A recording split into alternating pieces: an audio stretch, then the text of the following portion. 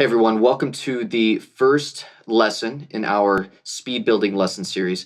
Today we're going to talk about single strokes, and I'm going to give you some exercises to build speed and endurance with single strokes utilizing wrist and finger technique.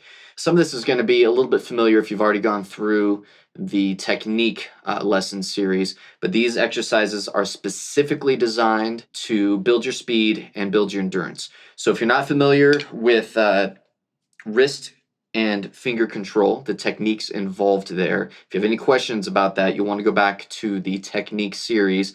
There's a specific lesson series of videos that explain how to use wrist and finger control. So today's lessons, we're going to be utilizing both. Again, this is just a series of fairly simple exercises. I want to start simple because as we move on through this series, things will get a bit more complex.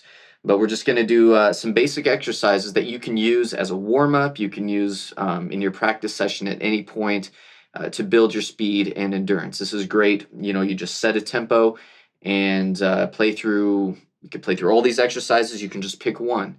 They're all going to help to build your speed and build your endurance. You can pick a song that you like, put on repeat. If it's at a tempo that a general tempo that you want to play at, and play these exercises along with that song. The key with these exercises is not to jump into really fast tempos right away. You want to, find that threshold first of all, where you play so fast that things start to fall apart. Your technique starts to fall apart. You start to tense up, and it's basically that threshold, that ceiling that you hit, where you really can't play any faster, at least while maintaining, good, relaxed technique. So you want to find out where that threshold is, and then you want to play below that threshold or slower than that threshold. You can play just a little bit below that threshold, or you could go quite a bit slower than that breaking point. That's that threshold where things start to break down. The reason we do this is that way, number one, you're using correct technique, but number two, by doing that, you actually will raise that threshold, that ceiling that you run into by practicing just below it or a little ways below it, where you are able to play